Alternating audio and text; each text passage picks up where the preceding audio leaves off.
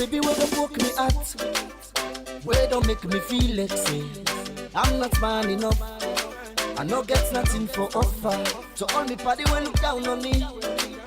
Where don't make me feel like say my life no go become something. Yeah. And they walked away. All the people will promise for me. Yes, good evening and welcome to another episode of your favorite talk show, the Talk to M Show, where they come to you every Tuesday on Epic Radio 99.3 FM. Thank you so much for being a part of the show. Last week I know I not be there around that, something came up and so I'm not be able to show up, for the show. So you repeat of me previous show I do about cybersecurity and the Cyber Act, and also we bring Cam and Hassan Nito, and we talk a lot about how this digital space that affect young people and how we can basically help and what we can do for minimize and control picking their access to technology, mobile phone, so at least we will minimize the effect on their mental health and other effects and also we go with it when we're exposed to. Yes, so you can listen to that repeats there also on my YouTube page, Mulku Sulaiman Bangura. If you type Mulku Sulaiman Bangura, you will see that video there and you will watch them and you will learn a thing or two from them. I will encourage you for go there and go watch them. But today we can't talk about something quite different. We can't talk about something where they affect every household. Well, not Freetown, yeah, they talk about Freetown, not Freetown, I know. But I'm very certain, say, every household in this country is affected by, water crisis. Sierra Leone as we know it, or Freetown as we know it. For when we born at this country, water, don't be a perennial problem. I mean, it don't be a problem. We don't live forever, basically. And it gets worse every single day of our life, every single day. I mean, it has never gotten better at all. From your own experience, it don't get worse. And it seems as if the duty bearers then just I don't say they need to do anything about it. Then it will be a disservice to them. They are doing something about it, but I think they're not doing the right thing. And whatever they are doing is currently not working because the water crisis is deepening every single day. Picking for grab early in the morning, 3 a.m., 4 a.m., 5 a.m. for get water every single day. And when they go for get water, they meet long lines. They get for queue up. And they and get 2-3 rubber then counter. That 2-3 rubber water safe not able for even do for the household. Now for let them wash quick for go school. And then we then come on school and then carry the rest. If pump open by luck, by happenstance, then go back, then go get. If pump not open, then we stay pump open. For the one that we get access to, Goma Valley tap. For the one that we don't get access, water I need depend on. Then get for wait tea with the well done flop. And then they will get water. Somebody there they can get, we can go meet for then they open the pump. Open the well, so that when they go water. Some well then they will then connect to a tap, and also then go wait with the well on flop. But as it goes down to February, March, most of the well then they cannot dry up. The aquifers then cannot dry up because the sun, the heat cannot dry up all the aquifers, all the waterways, and so water not able to form down the water well, and so then it can make water crisis deepen every single time, especially around this the month to the pencil. We go to February, March, April, gets worse. And luckily for we can begin calm, and then we can begin see improvement in the water crisis. But this has been going on for quite a while, and it affects each and every household. Even me, which don't know it affects me. But Sierra Leone is rich. Sierra Leone is a wealthy country in terms of natural resources. And we in a country where in the Kaya almost that was 6 months they were in the camp, we see heavy downpours of rain. And it always begs the question, how can we harness all this water with the fodom so that we go able to use them and reserve them so that when the dry season hit, it not going to affect you so badly. What can be done? How we can able improve the water crisis in our communities? What can we do to help? Well, all the questions I ask who I get, I bring a guest, somebody I meet, very intelligent man. He has a passion for Sierra Leone. He has a passion for the water crisis. He has a passion for helping.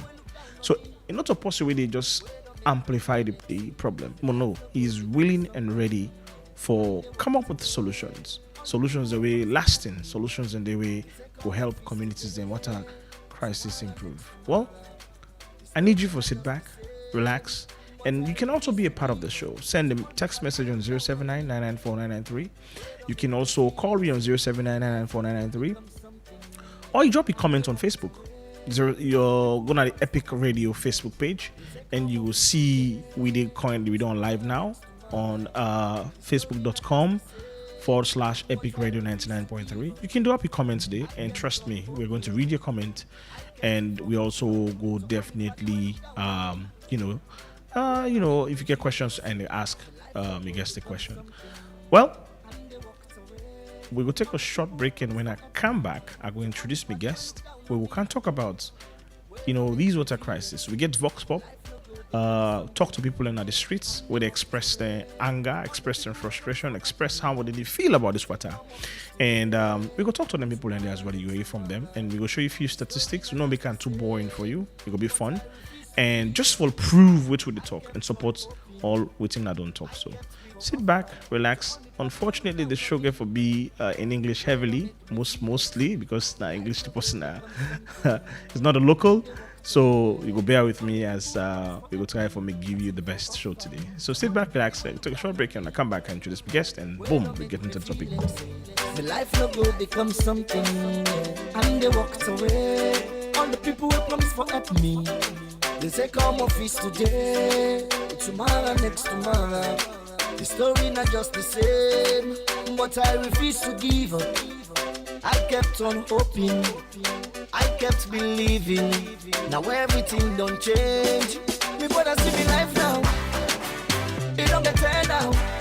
Famous standing name now. You know go fit say you don't know me now. Anytime I like a flight to Dubai now.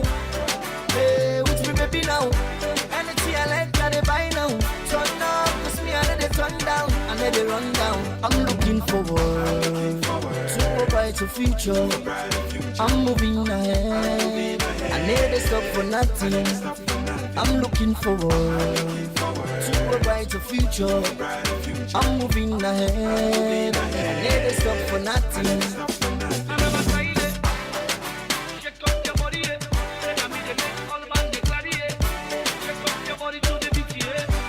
For this one where we there, people go come inside you life.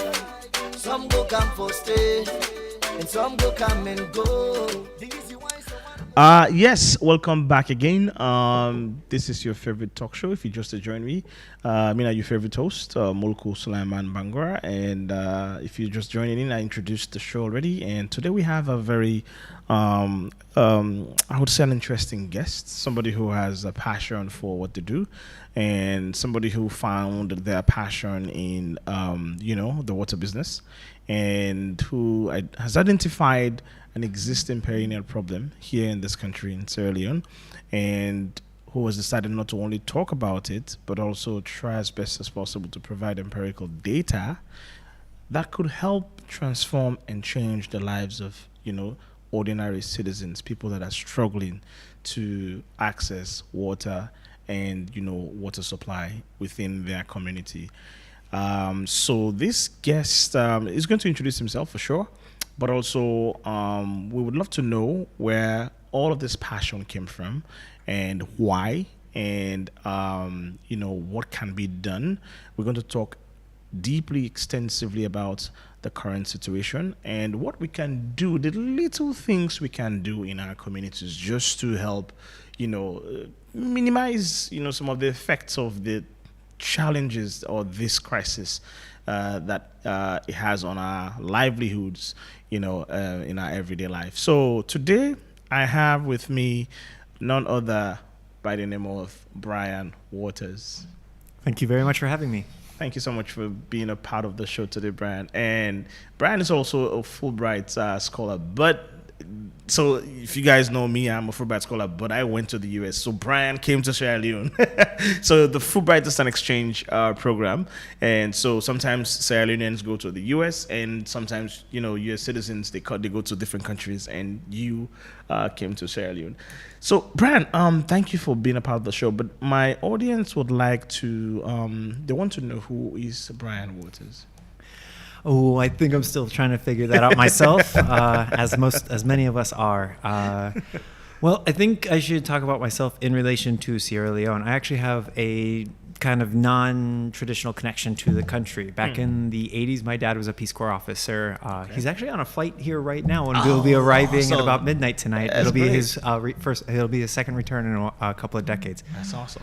But he was a Peace Corps officer here, and when he came home, he actually gave me the same middle name as a best friend of his from here in Sierra Leone. And so even from the young age, I had a connection. There wasn't a strong connection; it kind of went underneath the radar. But once I got into academia and got into my master's degree, I started trying to figure out where I wanted to go, what I wanted to do, and Sierra Leone just kept coming back up, and so I came back. I got my Fulbright, as you mentioned. They let me come here for 9 whole months, and that has completely changed my life. Wow. So now I've been coming back for the last 5 years. Wow. And I'm really enjoying my time here. How did that change your life? How I'm just curious. So in academia, I find that you don't actually get a lot of direction. Yeah. I don't know if that's You can what say you that again. experience. Your professors aren't giving you projects, and they're not saying this is what you need to do. So I was sitting in academia, and I was reading and reading and studying and stressing myself out, trying to find anything that should be done, could be done. Yeah. I ought to get started on. And I just found more reading, and when I finally got here, people were like, "Could you help with water?" And I was like, yes. Thank you for asking me to do something. I've been researching for 2 years now, trying to find a question to answer, and you have finally given me a question to answer. Yeah. And so that's how it's changed my life. So the people actually pointed out this is our problem. Oh, yeah. And they needed some help with it. Yeah, you go out there in the city, and well over half the residents will say the number one issue is water. You ask what's the most difficult issue, at least in the settlements where I work, they're going to say we're suffering for water. Okay. So basically people introduce. Okay. So my next question was going to be, when did you first realize that Freetown's water situation was more than just a seasonal problem? So I guess when they pointed that problem to you, and then it became apparent, and then that was when you started doing your investigation. Yeah. Yeah. Okay. And started asking questions. What was the first thing that came to your mind? How did you got yourself really immersed into it? My first question, because I'm very numbers based by nature, though I try to stay out of that as much as possible to stay a well-rounded person. But my first question was cool, how much water do you need? Let's multiply that by the amount of people. We'll distribute it. I'll do the math, and at least we'll get to the bottom of this. And over the next year or two, looking into it, I realized it wasn't a quantity problem. It wasn't. It's got so many interconnected issues with so many other things, with education, with gender issues, with businesses, with livelihoods, with housing, with land rights. That it's become so much more than that. Yeah. So my introduction was just, first I did a calculation, I realized this is insufficient, and now I've just learned so much more about working with just humans and people and society and management and governance, and it's really opened my world in a very connected way without everything just being super disparate. All of it comes back to water in the middle. Wow, that's a great experience you just shared.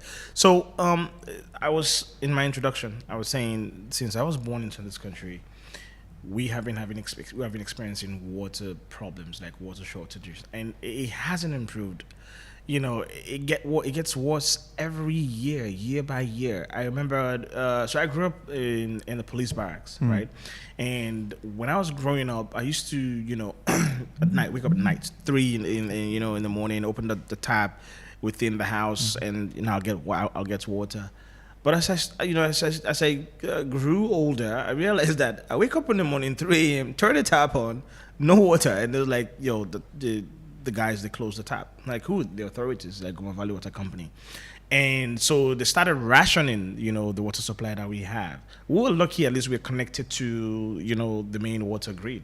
But it got worse every year. And by the time I know it, we started waking up early in the morning, going outside to get water, from other sources, not from the Goma tap, not from the Goma sources, Goma tank. We started getting water from other sources, and it became really, really challenging. And we started seeing and normalizing, people going with jerry cans in the streets, queuing up, for hours on end, just trying to get water. And it became a crisis. Like, it became a real, real crisis. But in simple terms, based on your years of working in this field, what do you think, are the main causes of our water shortages?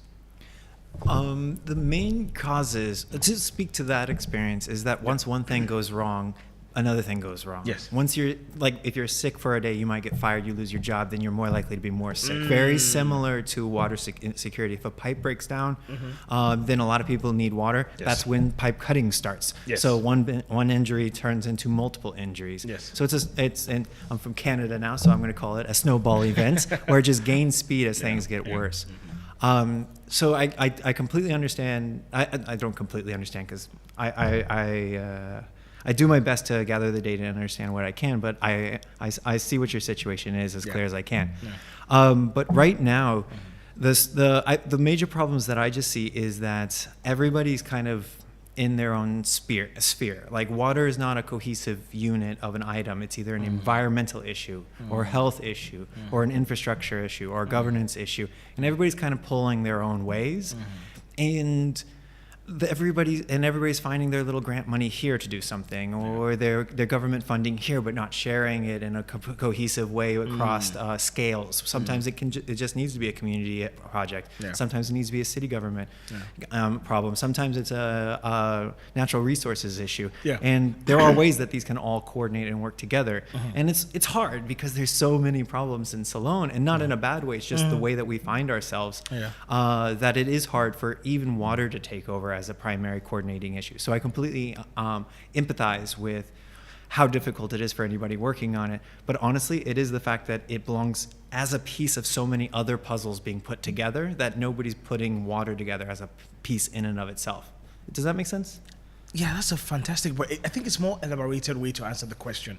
So in essence, in simple terms, from what I understand, what you're saying is like, yes, there's a water crisis, but there are other problems that are tied to it.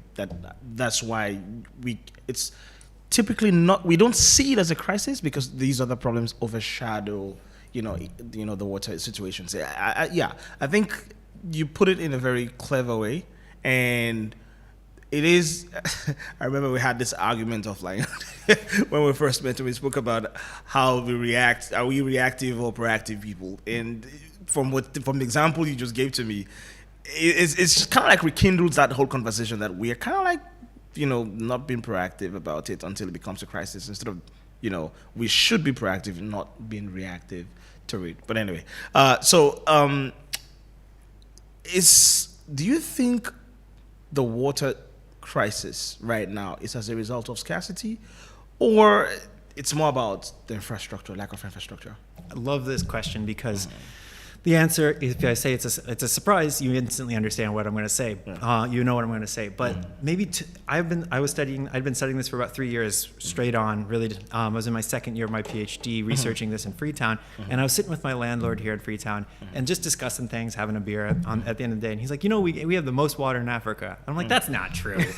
I would have heard about that by now. That is completely impossible. But I was like, okay, but I know that I've been here through 1 or 2 rainy seasons now, so it is a lot. Let me go check this out. And I found out, as far as urban areas go, specifically, not countrywide, but as far as cities go, Freetown has the second most amount of rainfall in all of the African continent. Wow. Only one city, I think it's Monrovia, or is it Conakry, right next door. It's the capital city right next door that gets more water than Freetown. So there's a lot of rainwater here, which everybody knows. And so by pure quantity, that mathematical equation I first started off by trying to put together to fix the problem is there's enough water, fundamentally. If you capture it all from the sky, not a problem. But more concretely and less concretely, I guess, to put it, but more understandable, is if there are any cities on this continent that exist without a gigantic river next to it, then so can Freetown. That's the fundamental lesson from that. Because if any other city survives off rainfall, so can Freetown. And there are cities that do.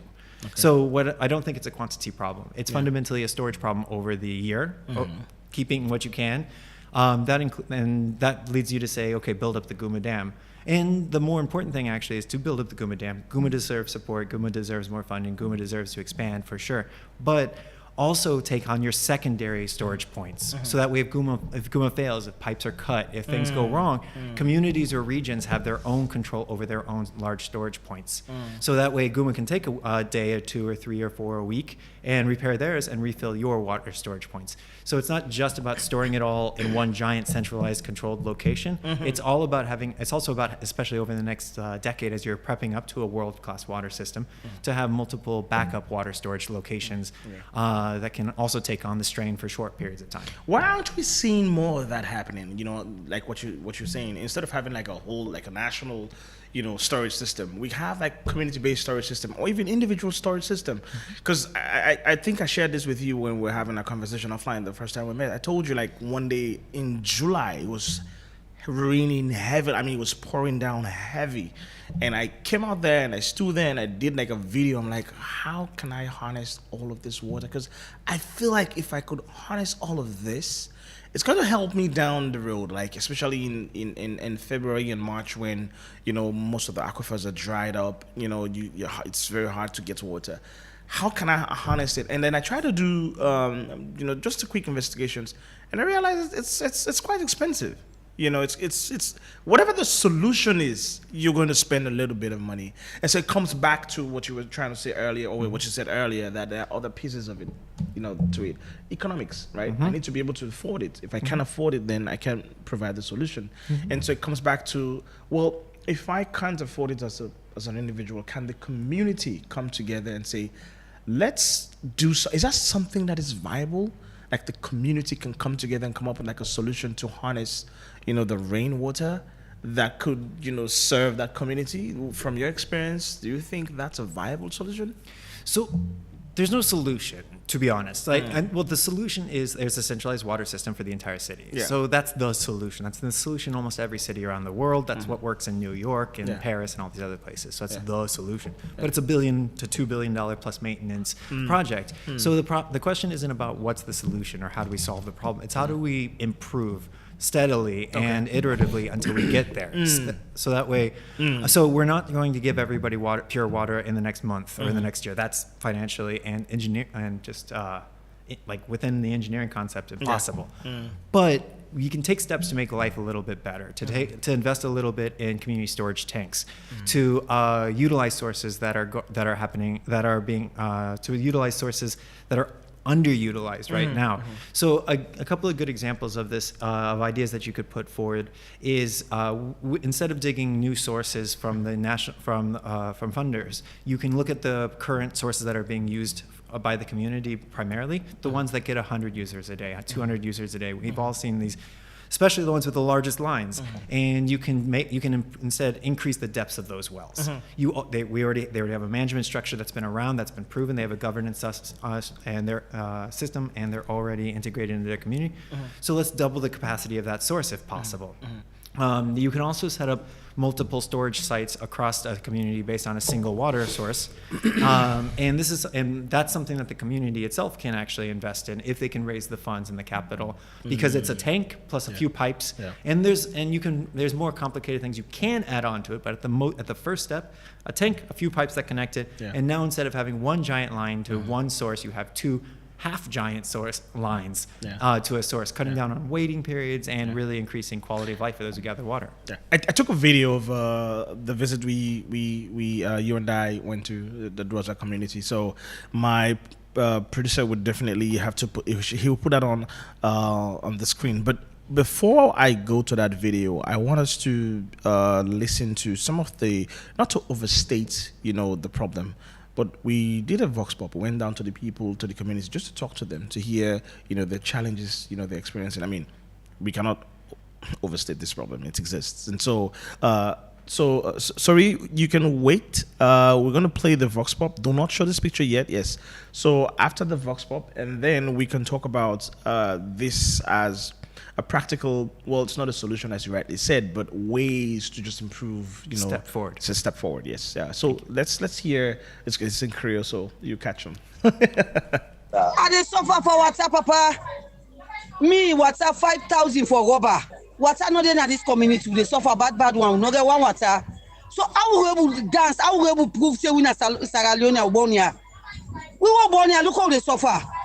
All mommy like me, na me dey touch rubber for go get water. 5,000 for one get rubber water na waska. We no dey able get am. Papa government, you can't go for we water na ya. Can't open for we water.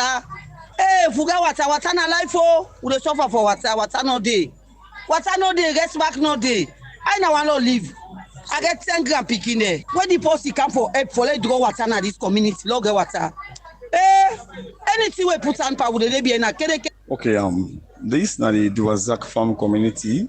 Na in cover say to this Belia Park. Na they now so. But meaning Duazak na a community where constraints for water. Even forget a pipe water na Duazak. Pass to the one them with it down, but up the hill, there is no way out. Even though back in the early 90s, they established a dam. But because of the encroachment and the trees already generate water, people don't build all them places in there. So the dam end up dry. Then after that, one side area we're gonna do is like right up the they call it condemn. Then one well be they call them one house. Even this well, the community still utilize them, but it's not enough. Even the one that will get pipe-borne waterway, they don't here. I call storage nothing to the main Duazak junction. The water need to come all the time. Okay, let's say example. Now we are owning a car wash, so a wash bay. With the wash any kind of automobile, motor car, keke, then commercial bike. Understand? With the constraints, so now pass now Guma. We buy water to every 3 days and we get that 5,000 liters too. So we back in order for help the government, then as a small community established, and it's about corporate social responsibility. We offer a gallon, let me say 5 gallon water, 1 million. Then they pay, like got 50 gallon and 1 million they pay for each gallon. For make no more at least help the people more curtail these constraints. So well, even for the dam, the well, the right other one, I'm saying, people they wake then. In fact, I see some money they sleep because you supposed to get water. Let me say from then 11 to 12 midnight. They need a tea, then 2, then 2, 3. But all that one can get. Right, so man, pass you go until after 1-2 hours, then 4 o'clock, you can able get to say 1 baton more. And for the school picking them more. And school picking them because you wake picking them can't send them they will get what I do exhaust them. Definitely we get back to school. What's happening? Sleep, they go sleep. Then a lot of people don't attach this water problem to the rise of pregnancy in a community like Duazak. So you see some of the effects them the water system gets on the society. So I believe say government need for do more. Like how we as a small organization we call Street Life Family, then we get to come in Kakamba. We partner with them as a way for transform them. Because we know that as well as gamblers, as drug addicts, as robbers, as gangsters. So then we could create this project here, but this water they constraints with. So government need for do more. The Laguma Valley and Salwako then drum the 10 liter when in a place of them like River Falls, the other hillside. I believe say Duazak, they need up to 10 of those. Because a very, very populated community. Very, very populated. The challenges now this area for the water. If pump not open, yeah, we dey strain for water. Like last week, so pump not open at this area. So that dirty water, 90 people they manage, forget. Although many they go get it because I get drum, I get tears inside. No pump open at the flopper. But yeah, people they strain for water business. So if pump not open. We can get tap water because normally Guma Valley can open pump Monday, Wednesday, and Friday. but not to all term. Like this past week, we strain small because they know they open the pump quick, then they open and late in the evening, then pump lock back. Not to everybody can able get water. So we only depend on this well water, or do we have jobs in our house.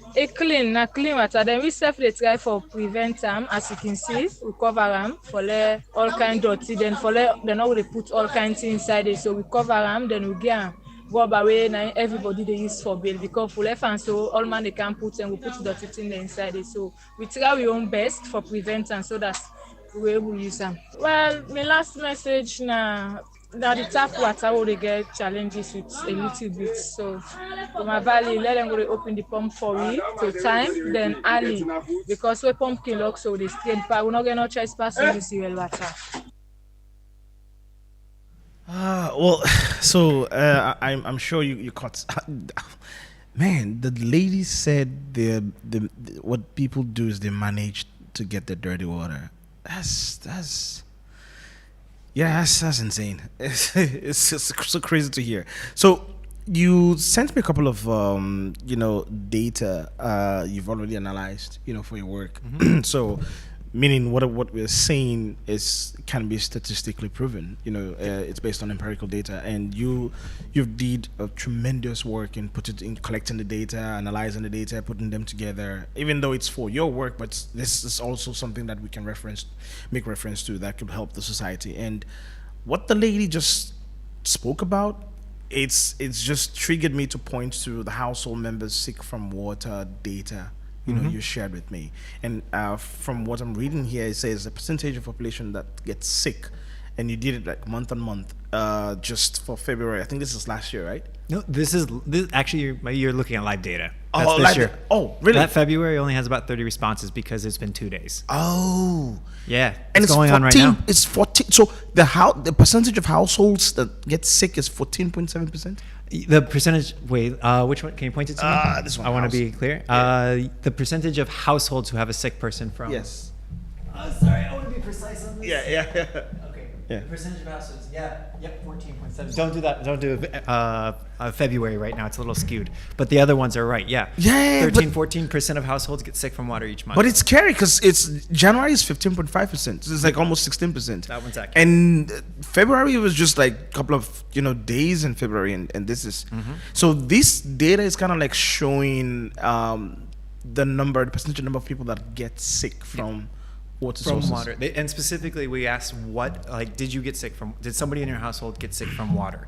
Not sick in general, but from water. From water. And so it's self-reported, but it's also if they think it was food or something, it's not listed there. So that's just water. That's just water. And did they say that like the source specifically, or it cuts across? We leave it at water. One of the things that we're really trying to do with this research is to do the baseline. Okay. Like we're getting in there. We're getting as much high quality as high a quality data as we can, as quick as we can. So that's why we're self-reporting it. It's up to the health experts and engineers to go in there and figure out it's this water source, granular, and it is this. Yeah, this is the contamination. Got you. And another one that really caught my eye that I want us to really talk about, I think it's the drinking water source migration. When you try to show the different sources that we get our drinking water from, and it's open well, closed well, private tap, public taps, surface water, spring tanks, sachet, and my own source. My own source caught my eyes. I'm like, my own source is like what? Where? And you got like one response. What did that individual said they were going to get the water from? Their own source? Yes. Oh, that would mean like in their backyard. Because what you see right there, when they say the public tap, we connect it to a real public tap that we have documented and mapped and taken a photo of and done research on. So if they say their own source in their backyard, it's their own source. We're not taking pictures of it. So that's what that means. Yeah. But anyway, I think sachet water is the highest here. I think, based on the data, it says here in 51% in November, 66% in December, 81% in January, and 65%. So you can see the dependency on sachet water. It continues to increase, and it costs money as well. and not everybody can afford it. So where was this specific? What was the sample size? Is it specific to a community or? Sure. So the data that we're collecting right now, and shout out to my surveyors in Portillo Kupa, Cockle Bay, and Duazak. They've been with me since the beginning. They're the ones that are making this big of a project possible. And definitely shout out to the Duazak, who's the guys who are running up and down those hills every day gathering. We went out for like 2 or 3 hours and we were sweating and done. And they do this for 6-7 hours sometimes. I know, man. And they stay pleasant in front of the respondents. Like that's they have to be pleasant and everything. It's almost a service industry job. They're amazing. But so shout out to them. They're doing amazing work. But it's 650 households each month, and we're doing it for 12 months all the way around the year. And it's the same households. We're returning the same ones. We're hoping with survey attrition to end up with exactly 600 surveys from the same households, 12 months in a row. So that way we're not documenting. So that way we can show exactly. We can do a lot more causal relationships. If the sachet water goes down, that is because those households are changing, not because we have a different population.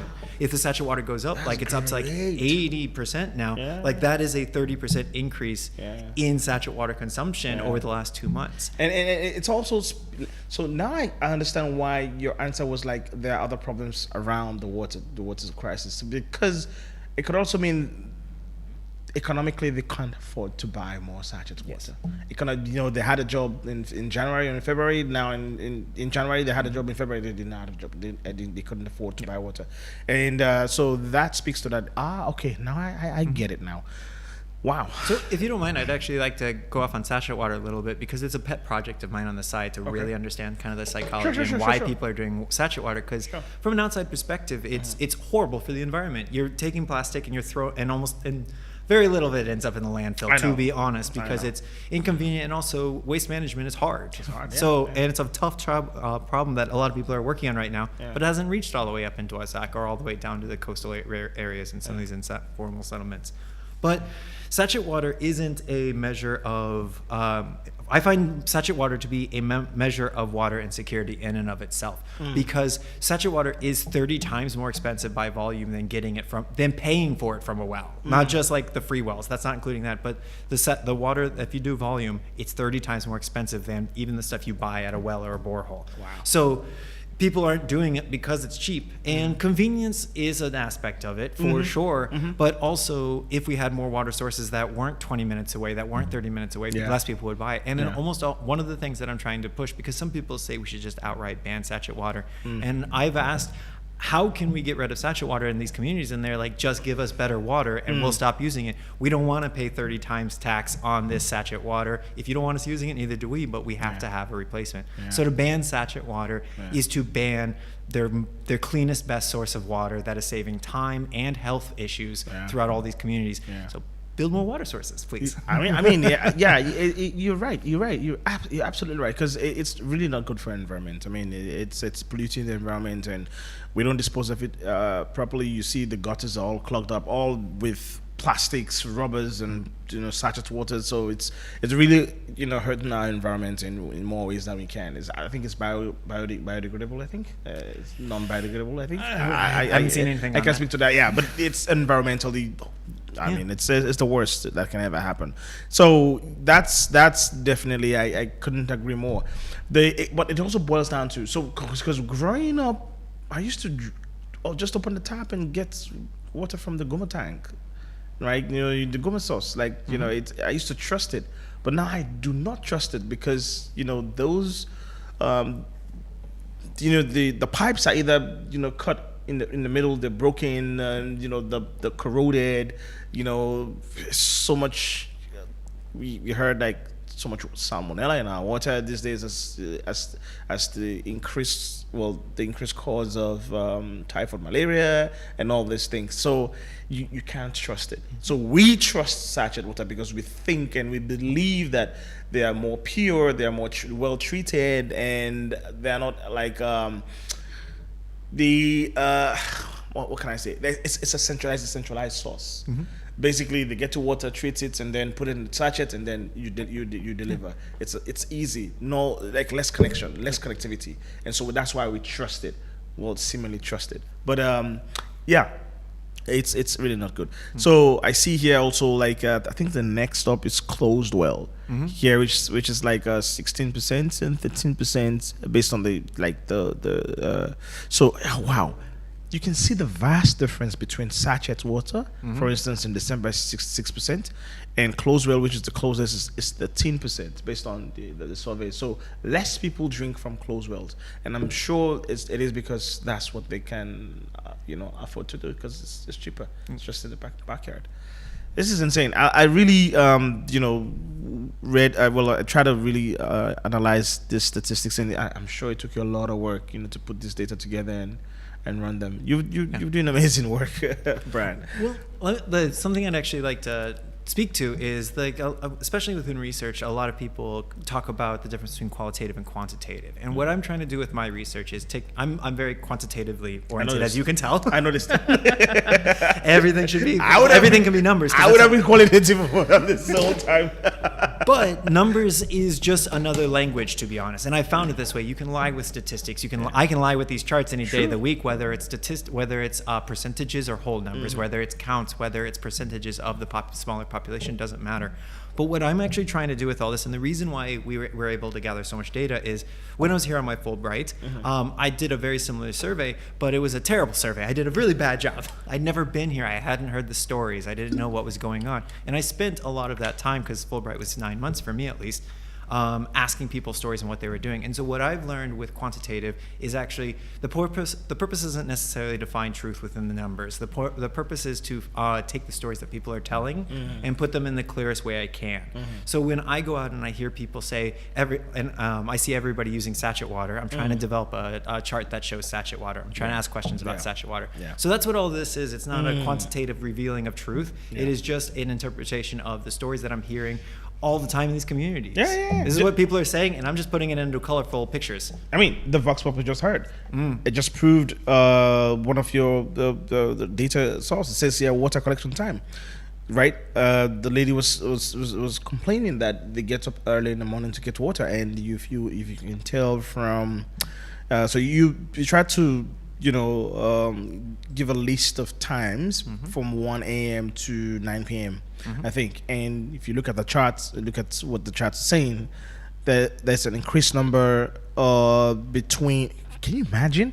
Like, so let's look at 10 a.m. 10 a.m. This is school time. Yeah, and I'm sure kids go get water. So which means you have a bunch of kids that still either they skip school or they don't go to school at all. Did I send you that chart? I have that chart as well. Yes. It's here. Because it was the story where they were telling us. I need to figure out how much it's alarming. And that's not to even talk about the nighttime, 9 p.m. to 3 a.m. It's like 27, 19, and 19, and 2. Well, 2 in February, I'm sure, because it's still early. But 19 people, that's not cool. You know. And I'm sure there are kids as well, because you don't get to see, older people going out to get water at nighttime between 9 p.m. and 3 a.m. That's risky. Yeah. But that's when they can access water. So now let's talk about solutions. So let's spend some time to talk about what can we do, what can be done. So you can show that video and the picture that you wanted to show earlier that I stopped you on. So you told me about this, and you reached out to me because there was this thing you wanted to apply to so you can get some funding, and so that was how our conversation started.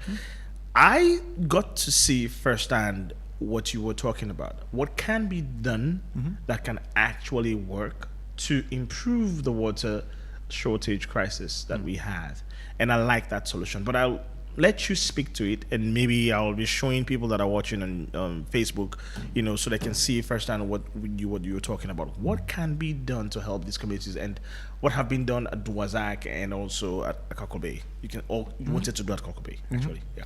So the system is built. The system that I've been helping to formalize comes entirely from the communities and what's already going on. I see what I came here looking for was, how's like 1 million people in the city getting their own water throughout the year, all of the time? Because people see it as Guma's only serving 300,000 people. I see it as a million people are solving the water problem on their own. So there's going to be some good solutions in there. And so I've taken all of the solutions that I've been finding in the community and been trying to fit them into a single standardized system that has components that can be analyzed and moved up and taken away and put in. And so what I have found, there's 2 or 3 of these that I found where there's a reliable water source that can be improved. And what you do with that is you then bring on an engineer, and this is where it all really, this is where the technical expertise definitely comes in, is that hydrogeologist comes in and they tell us exactly how much water could be extracted for how much. That's the job. That's why they go to college. Oh, yeah, they can absolutely. figure this out. Absolutely. And give us a cost benefit. So maybe it's yeah. going to be $50,000, maybe it's going to be $5,000, maybe it's already pumping out as much as it will, and that's what we have to live within. So we live within the real world constraints. Then we either, if it's up on the mountain, it's already in height, so we don't have to worry. But if it's down by the sea, we pump it up into a water tower with a large storage tank. And we make a small system, and then we take that water and we pipe it to multiple storage tanks around the town, around the community. And what we're trying to address here is one, like a bit of a paradigm, and also a fundamental problem. Is the paradigm is a single well is a grain of rice, and that's not going to keep you nourished. And the guma is a whole bag of rice, and that's going to choke you. And that's what's kind of going on right now. And so I'm trying to figure out what in this metaphor is like the bowl of rice. Yeah. I think it would be a smarter idea to have bowls of rice across the city rather than a giant bag that smushes us. And so that's what this is. It's that medium to small scale that serves about 2 to 4 to 5,000 people. I don't think it's going to work if it goes above that. Only produces public systems. Publicly, not into people's houses. And it's a stepping stone to even better solutions and to take pressure off the current guma pipes. So that way it gives guma time to repair and expand and do what they need to do. But what it fundamentally is just setting up a small-scaled water system with a water tower in a community within their technical and managerial governance capacity, whatever that is. And you have to estimate the physical resource availability. That's not my area of expertise. That's where I need to make a really good friend to help me, or hire somebody, I guess, someday when they start actually giving me money. But then you have to understand the community's managerial and governance capacity. Some are really, really high, and you can tell because they already have community-run sources, like Cockle Bay does. And some other ones, and another capacity is simply, it was managerial, and you have to make sure you also have the financial literacy within there, because you have to be charging money in order to repair and maintain throughout the future. So how do you measure that? How do you do this? And then you build up this system that is, here's a tank, and then here's a few more tanks, connected to that tank by other pipes. So it's a guma system on a tiny micro scale, serving about 4,000, 5,000 people. And the deal is, the biggest problem that I find is all of these problems can be addressed by simply providing choices. People choose those water sources in that video because it's their best choice. Only choice and best choice is the same thing when you only have one. They are being intelligent about their choice-making things. They are doing the best choices for them and their families. And if that's it, the answer isn't to punish or to forbid. The answer is to give a better choice. And so when you provide multiple storage points throughout the community, even though it's connected to this one source, you provide multiple places where you can get in line. So instead of getting up at 1 o'clock and getting in line with 100 people, you now have 3 or 4 lines scattered through the community, and people are getting up at 3 or 4 o'clock in the morning instead. And you work steadily to increase that capacity. You can build out more tanks. You can build out more pipes.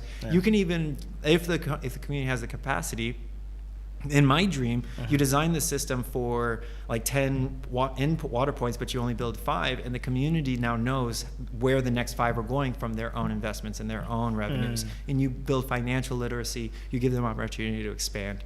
But I hope the picture's up at some point, because I'm still working on my verbal pitch. The videos. He was showing the videos just now before he switched it. But I think you said it. You said it really perfectly. So, in essence, you're saying what? So, okay. Before I go, before I try to regurgitate what you just said, I just wanted to ask you, what's the estimated cost of putting just one of the? Of course, digging the well. I know we talked about this, but rough estimation: digging the well, connecting the pipes, having that tank set up, and then ensure it's secured. And what's the estimated costs just to put one? That's the trick, right? Because now what do you do, right? Funding and grants and everything, and or you try to pitch it and for a profit, and you've also got to factor in money for like somebody like me to coordinate it, or somebody like a government official to come in, or how much does the engineer cost? I actually don't know those answers. But for the physical infrastructure, we've costed it out, and we estimated the population in the location where we worked for it to be about 4,000 people, and we estimated all the physical construction of that system to be, for the completed system, to be about $40,000. So in the end, about $10 per person for just the built infrastructure. 40,000? 40,000 to serve 4,000 people. Yes. Wow. So about $10 a person for just the physical construction. That doesn't include training, because we don't know what that'd be yet. We don't know what that means for the manager, staff, and everything else. But for the physical construction, that's a lot of people getting water for actually relatively little money. I've seen other projects that are hilariously more expensive. So funding a project like that, it's definitely, you have to look to government or other international organizations or other like grants that are across the world, so that they can come in and just fund those projects. But when you look at the opportunity cost, or when you look at the cost benefit analysis, I think it's worth doing than just living it just like that, not doing anything, and people are dying practically, because if they get sick and it's not all practical. I mean, people are dying from it, so it doesn't make sense, and it's worth investing in, because it's definitely would transform the way people live and their livelihoods. And probably like we spoke the other day, the community can own it. Sometimes you don't even need to pay. I mean, for instance, my community, we struggle with water. We can have, if we have an hydrologist, right, hydrologist, who can identify, the best area to dig a well, with the machines and all that aquifer, we don't have to pay them. It's like, that's part of your contribution to the society. And we have, the infrastructure. If we can have that funding from grants, government, I think it's going to be tough. It's going to be challenging, because they'll tell you have a million things to do. But if we can have those grants money, and so you are advising that people within the community should take ownership of this responsibility to correct these things. Is that what you're suggesting? So that's complicated, because the people who are suffering most should take responsibility is a difficult pitch to make, and I don't want to say that straight up. But the way that I would rather put it is, the number one question I always get about this is accountability. Like, how do you make sure that the people aren't just taking the money and running? How do you make sure that the owners aren't just going to keep the water source to themselves? And what my answer to that is, a system like this, even if it's not this system, this is just the way that I see forward personally. It's my own action, it's my own ideas, but it's also built off of a lot of people in the community's ideas. But the point is to keep accountability near your home. So if your water source goes out, or your water source isn't open on time, you know who to go yell at. Right now, if Guma shuts down, even if you know who to call, you're not going to get a truck to your house for a bit. I don't want to put any numbers on that, but I think a lot of us have had that experience. So what I'm trying to do is, what I actually find as a selling point of this is not necessarily for the communities to now take full responsibility, but for us to find a way to keep people accountable and on their system. So if you want to, if this is like, what's the way forward? Can a community entirely just build one of these? No, but because it's too expensive. Some actually can, but with maybe just the tower. Maybe just the deeper well, and the dry season they dig it an extra 5 feet. They can invest in this kind of thing. The pump is usually the big one, or if it's a borehole right now, it's impossible to dig deeper. That's really hard. So those are the two big ones. But what I would actually highly recommend is, like, if each community had like a water community committee within their location, even if it's unofficial, but if I walk into the community, or FCC walks into the community, or Guma walks into the community and says, hey, we want to talk about water, and they know it's these 5 women and this 2 chiefs, and they come together within like 15 minutes, that is a powerful statement that says we are ready to take on this responsibility. We are ready to take ownership over our water project. And it costs very little, it costs no money, and it also builds community. community as well. We know these are the water people within the communities. Helps government organizations, NGOs reach out to where you are. So that would be like the first thing I would recommend to anybody who is just interested in improving water sources inside their community. Because if I am CRS, if I am another NGO who comes with some money and wants to do a water project, and somebody's like, no, we've got the governance here, come meet with these people, that is way different than just walking into Cockle Bay and saying, hey, it's totally different. Here's one person who's in charge. Like, people actually get a little bit weirded out about that. So organize around water, even if it's informal, and you wait until the actions or the funding or the opportunities come to you. But it's important to be ready for those opportunities. I think, and the water points, they're actually working. They're working for communities like those that, because we visited it, right? I saw how helpful it is, even though, I mean, it, like you said, it didn't solve the problem, because I even spoke to some of the community members, and they expressed some of the challenges as well. Like they said in March, like, same thing, the aquifers get dry up, and then they can't get to water, and they have to close the tap. The other guy says they have to close the tap at a certain time so that they can allow water to get to so these are all little challenges. However, it improves access to water supply, and which is what we those water points can bring to people.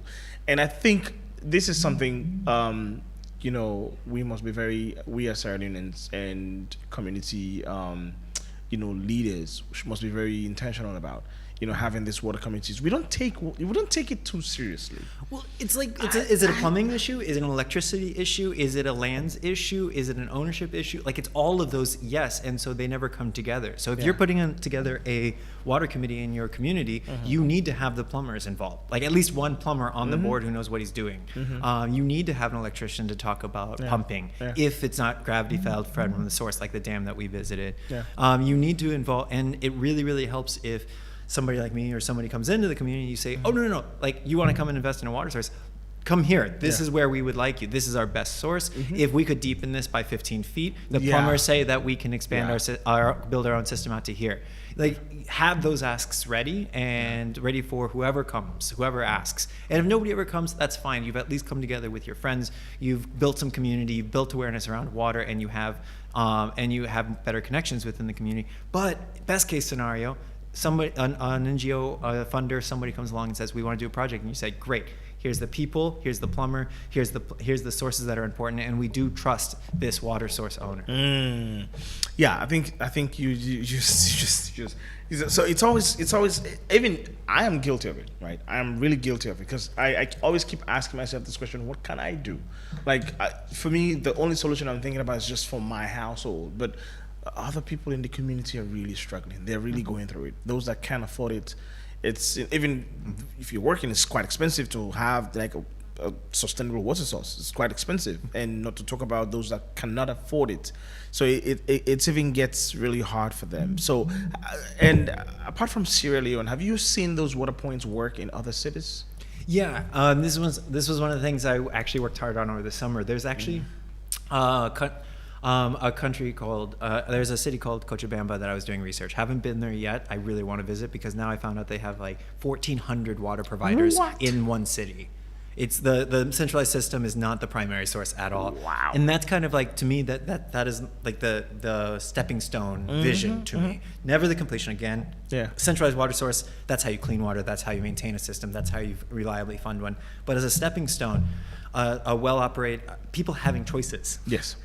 Is it. You can have 10 bad choices as long as your 11th is good. Like, let's just do more.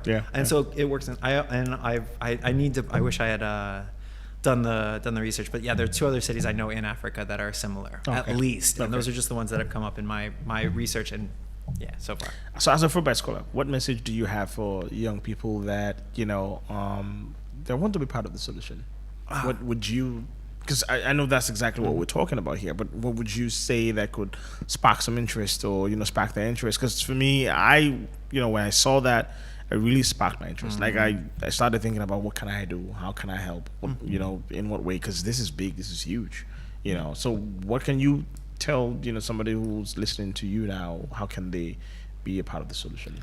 As like a Fulbright scholar coming over here or going back to the States, or what do you mean? Well, I think in both capacities, but yeah, we can talk about right now when you're here, because when you're here, I know you're definitely going to go back, but what can you tell any young person here right now? I think one of the things that I would say is, if you're going to tackle a problem, just know that your first idea is going to be terrible, like mine was, and that's okay, because what you need to do is make sure that you're spending time. Yeah. Time is more important than effort. Time is more important than anything else. I mean, I honestly believe that all of my relationships here are built on not the amount of not on like hiring somebody to help or giving them money or building a new water source or contributing to a story. All of my relationships here and a lot of my ideas and solutions have all come from just spending time, going to meetings that I don't need to be in, going to have dinner with people, just because even in the slums or in the informal settlements, because that's what I have time to do. Just spending actual time away from your computer. And it's not all about getting realistic things. It's literally about people respect your time more than anything else. So spend that getting to the right answers. The right questions and the right challenges. Yeah. You see a problem, but a problem is not a question. You have to go find those questions, and that's going to take time and relationships. So that's where I'll land on that. I like that approach. I like that approach, because we can easily just think about a problem, but it could be bigger than what you actually seen and experiencing. Yes. And like water. It's not a standalone. I mean, there are other things that actually surrounds it. So I think I like that approach. So one final question, because we're almost an hour gone into the show.